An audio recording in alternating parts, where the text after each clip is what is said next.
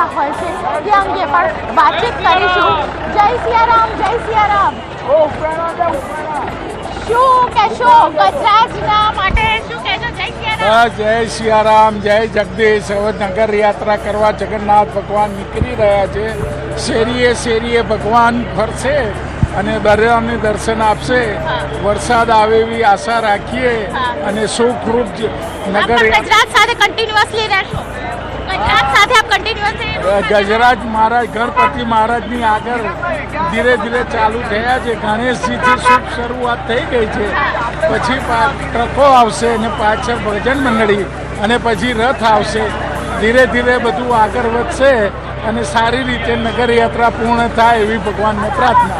જય જગન્નાથ, જય જગન્નાથ કહેતા કહેતા અહીં ભક્તો છે તેઓ આગળ વધી રહ્યા છે। સાથે આપ જુઓ તો ગુજરાતના દૂરથી દર્શન તમામ લોકો કહી રહ્યા છે, કારણ કે ભગવાન જગન્નાથની રથયાત્રામાં ગજરાજ છે તે સર્વપ્રથમ હોય છે ને એટલે જ ગજરાજના દર્શન કરવા માટે પણ અહીં મોટી સંખ્યાની અંદર લોકો હાલ જોવા મળી રહ્યા છે।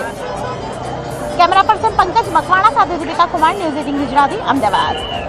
નગર યાત્રાએ નીકળ્યા છે અને રથયાત્રાની આગેવાની છે ગજરાજો લઈ રહ્યા છે। અત્યારે ગજરાજો નીકળી પણ રહ્યા છે જગન્નાથ મંદિરથી અને આપ જોઈ શકો છો કે ખૂબ જ સુંદર શણગાર કર્યો છે। કહેવાય છે કે કોઈ પણ વિધિની શરૂઆત છે તે ગણપતિ બાપાને કરતા હોય છે, ત્યારે ગજરાજો છે તે કહેવાય છે કે ગણપતિ બાપાનું સ્વરૂપ છે અને એટલા માટે જ રથયાત્રા હોય છે તો તેની આગેવાની પણ ગજરાજો છે તે લેતા હોય છે। અત્યારે ગજરાજો છે ભગવાન જગન્નાથના દર્શન કરી અને રથયાત્રાની આગેવાની લઈ આગળ વધી રહ્યા છે। કેમેરામેન ખેંગર રાઠોડ સાથે વિપુ પટેલ, ન્યૂઝ 18 ગુજરાતી। આ યાત્રા ખૂબ જ સારી રીતે સંપન્ન થાય એના માટે સરકાર, પોલીસના જવાનો, કોર્પોરેશનના અધિકારી, ફાયર બ્રિગેડના અધિકારી અને જે આ સેવામાં લાગ્યા છે એ બધાને ખૂબ શુભેચ્છાઓ સાથે અભિનંદન પાઠવું છું।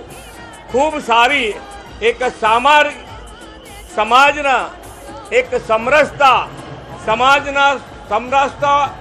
સૌ જ્ઞાતિ જાતિ ધર્મ ભૂલીને દરેક જણ એક થઈ અને આ યાત્રા અને ભગવાનના દર્શન હર વર્ષની જેમ આ વર્ષે પણ કરશે।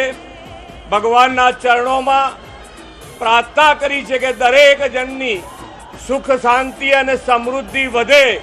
જ્યારે ભગવાનની કૃપા દ્રષ્ટિ આપણા ઉપર રહે અને જે માન્ય વડાપ્રધાનશ્રીનો સંકલ્પ છે વિકસિત ભારતનો, એ વિકસિત ભારતના સંકલ્પમાં ગુજરાત લીડ લઈને આગળ વધી શકે એના માટેની આપણને આશીર્વાદ મળે, આપણને શક્તિ આપે એવી ભગવાન જગન્નાથના ચરણોમાં પ્રાર્થના કરી।